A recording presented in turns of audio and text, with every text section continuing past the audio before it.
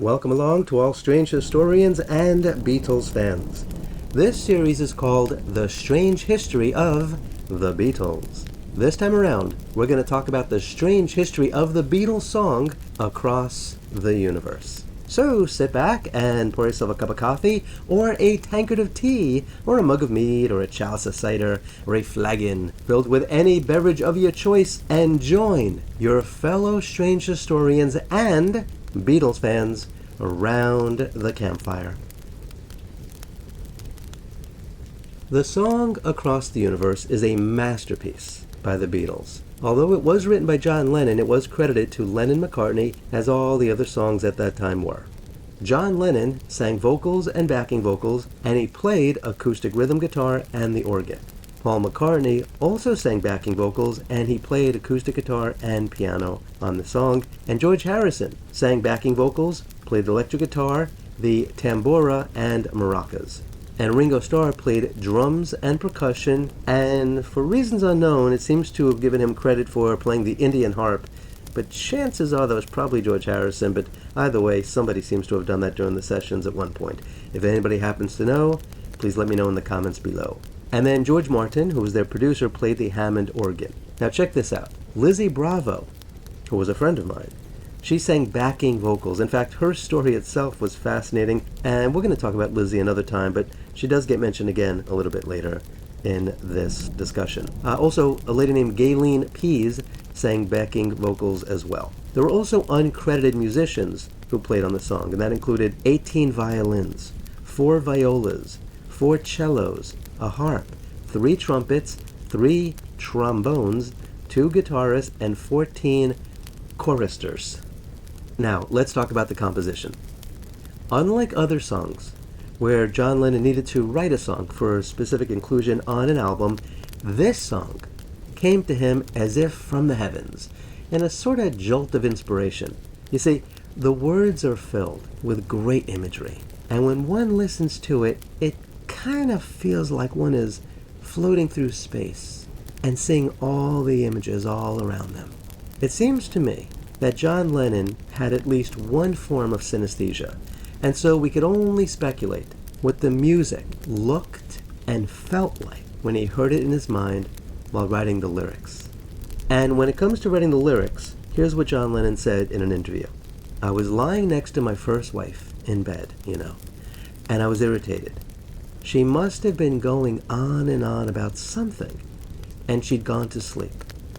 And I'd kept hearing these words over and over, flowing like an endless stream. I went downstairs, and it turned into sort of a cosmic song, rather than an irritated song, rather than a, why are you always mouthing off to me, or whatever, right? But the words stand, luckily, by themselves. They were purely inspirational, and were given to me as boom. I don't own it, It came through like that. I don't know where it came from, what meter it's in. I've sat down and looked at it and said, can I write another one with this meter? It's so interesting. Words are flying out like endless rain into a paper cup. They slither while they pass. They slip away across the universe. Such an extraordinary meter, and I can never repeat it. It's not a matter of craftsmanship. It wrote itself. It drove me out of bed. I didn't want to write it. I was just slightly irritable, and I went downstairs, and I couldn't get to sleep until I put it on paper. And then I went to sleep. It's like being possessed, like a psychic or a medium. The thing has to go down. It won't let you sleep, so you have to get up, make it into something, and then you're allowed to sleep. That's always in the middle of the bloody night when you're half awake or tired and your critical facilities are switched off. So it's really fascinating, right? And for those of you who are creative, you totally understand where that's coming from. It's like when your mind is at rest, when you're not even thinking about anything. It's like the soup is still being stirred in your mind. And then all of a sudden, out of the blue, when you least expect it, boom, magic happens. So let's briefly discuss the lyrics to the song. So the words that Lennon said came to him that he jotted down were as follows. Words are flowing out like endless rain into a paper cup. They slither wildly as they slip away across the universe. Pools of sorrow, waves of joy are drifting through my open mind, possessing and caressing me. He then adds, Jai Guru Deva Om. Now this obviously was influenced by his interest in transcendental meditation. You see, the words are a mantra that can translate as, victory to God divine, or worship the God guru, or, hail to the divine guru, and so on. It was a phrase that was invoked by the Maharishi Mahesh Yogi, and we'll talk about that another time. John Lennon then sings the line, nothing's gonna change my world. And he repeats that line 4 times. Now, he said at one point that this line was in reference that no matter what Cynthia, that was his wife at the time, would have said to him, he wasn't going to change. He then added the following really exquisite lyrics. Images of broken light, which dance before me like a million eyes. They call me on and on across the universe. Thoughts meander like a restless wind inside a letterbox. They tumble blindly as they make their way across the universe. And then he once again repeats, Jai Guru Deva Om. And then once again he sings, nothing's gonna change my world, 4 times. And then the song continues with the following amazing, incredible, really spiritually divine lyrics. Sounds of laughter, shades of life are ringing through my open ears, inciting and inviting me. Limitless, undying love, which shines around me like a million suns. It calls me on and on across the universe. And then once again he sings, Jai Guru Deva Om, and then adds, nothing's gonna change my world 4 times. And as the song fades out, he sings 7 times the words, Jai Guru Deva. But he doesn't add the Om towards the end. Now, in reference to the song, in an interview in 1970, John Lennon said the following, it's one of the best lyrics I've written. In fact, it could be the best. It's good poetry, or whatever you call it, without chewing it. You see, the ones I like are the ones that stand as words, without melody. They don't have to have any melody, like a poem. You can read them. Now let's talk about the production. In early February 1968, the Beatles went to the EMI recording studios, that's the ones over on Abbey Road, and they recorded John Lennon's songs Across the Universe and Hey Bulldog, as well as Paul McCartney's song Lady Madonna, and the vocal track for George Harrison's song The Inner Light. During the Across the Universe sessions, they decided that the refrain, nothing's gonna change my world, should be sung with higher pitched voices. So Paul McCartney did something that was, well, kind of unthinkable. It would certainly be unthinkable today, and it's kind of unthinkable even back then. He walked out of the studio. This is Paul McCartney, right? World famous Paul McCartney walks out of the studio, goes outside, and approaches some female fans. And he's like, hey, could any of you sing a high note? And 2 of them said, yeah. That was Lizzie Bravo and Gayleen Pease. So Paul turned around, he goes, all right, be right back. And he goes back into the studio and he tells Mal Evans, and we'll talk about Mal Evans another time. He said, look, go get them, bring them into the studio. And so just imagine, seriously, imagine what an incredible experience that must have been for these 2 teenage girls, right? Beatles fans, who didn't expect anything that day, except, well, maybe they'd catch a glimpse of one or more of the Beatles walking to their cars or from their cars, in or out of the studio. That's it. Maybe speaking, whatever. And then actually having a conversation with Paul McCartney, and then being personally invited into a recording session to record backing vocals on a Beatles song. Wow. And so they were brought in, and they did do that, and the Beatles did continue working on the song, but John Lennon, like in so many other cases, really wasn't happy with the final result, and they just tried different things. They added sound effects, such as humming and a guitar and a harp-like sound, and they were going to play it backwards, but John Lennon just was not happy, and he just didn't feel like the song was completed. Now, at one point during the sessions, there was an Irish comedian that was friends with the Beatles. His name was Spike Mulligan. And so he visited them. And he heard the song. He loved it. And he said, listen, can I include that on a charity album that I'm organizing for the World Wildlife Fund? Now, the Beatles did not reply to him right away. I mean, let's be honest, giving away a Beatles song is complicated business. It's not like donating a used car. And besides, the Beatles were still working on the song. But Lennon was still unhappy, and so what they decided to do was, look, let's just set the song aside for a while.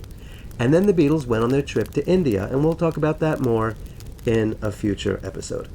Later in the year, however, the Beatles agreed that the song could be included on the charity album, and they even added sound effects of birds in the beginning and end of the song.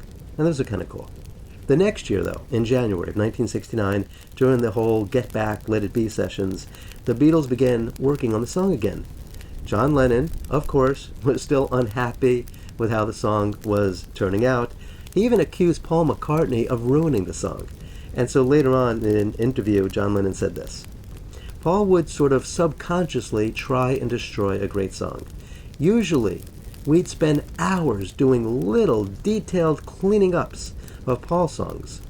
When it came to mine, somehow this atmosphere of looseness and casualness and experimentation would creep in. Subconscious sabotage. And John Lennon also said the following in an interview. He said, we didn't make a good record of it, and it was a lousy track of a great song, and I was so disappointed by it. It never went out as the Beatles. I gave it to the Wildlife Fund of Great Britain, and then when Phil Spector was brought in to produce Let It Be, he dug it out of the Beatles files and he overdubbed it. The guitars are out of tune, and I'm singing out of tune because I'm psychologically destroyed, and nobody's supporting me or helping me with it, and the song was never done properly. Do you guys agree with that? Or do you think that's just John Lennon being a perfectionist? Or not so much a perfectionist, but like he's often said, and so many other people say, artists are never happy with their final work, are they? But anyway, the great musical genius, Phil Spector, did what he could to salvage the song to John Lennon's satisfaction. So in the new mix, the teenage girl's vocals and those bird sound effects, those were removed. And Spector also slowed the track to 3 minutes and 47 seconds, which is pretty close to its original duration. And according to John Lennon, Spector took the tape and did a damn good job with it. And so it seems like John Lennon did turn out to be really happy after all. Now let's talk about NASA. On February 4th, 2008, NASA transmitted the interstellar message across the universe in the direction of the star Polaris, 431 light years from Earth. The event marked the first time that a song had ever been intentionally transmitted into deep space. Now, what can you learn from all this? Well, there have been many interpretations of the song over the course of time, and you probably have your own interpretations, and if so, please put them in the comments below. I'd love to know what you think. But some say that the song is about feeling small in the face of the universe, but kind of being okay with that because of the vastness and the beauty of the universe. Some people think it's a song about death, and that your soul just sort of floating out away from your body and across the universe to the heavens. In the end, though, I think we could all agree that inspiration and ideas are floating in and around us all the time, and they may come to us when we least expect them to. So, if you are ever tackling a problem and you're trying to figure out what to do, sometimes you just need to clear your mind. Let your mind rest, and the answers you need may come to you from out of the blue. Just like the gorgeous lyrics that came to John Lennon when he wasn't in any way expecting them to. You see, this mesmerizing song is indeed one of incredible beauty and enlightenment. Like so many other compositions by the Beatles, it fills listeners with joy and comfort. Songs like this not only can fill your mind, but it can fill your heart as well. Because the emotions that this song conjures can be felt deep within you. You could actually feel your skin tingling when you listen to the song. In the daytime, listen to this song while sitting back upon the grass and watching bright white clouds float up against a clear blue sky. But even better, listen to this song at night. Do the same. Sit back upon the grass and watch the stars twinkle above against the deepest darkness of the sky. And then close your eyes and let the music elevate you. Let it fill your entire body as you float above the grass and above the earth and through the universe.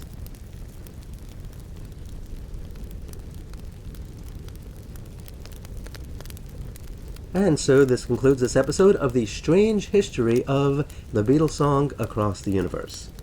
If you enjoyed this video, kindly like and share this video. Please subscribe and become a member of my channel. Also, please click on the link below so you can learn how to make a donation directly to me to support my research, and also how you can join me on other platforms besides this one where I post other content. Kindly do yourself a favor and go to a local shelter and adopt a cat or a dog. You'll be very glad that you did. And please be kind to all non-human animals, including please don't eat them. Until next time, I wish you safe travels on all your journeys.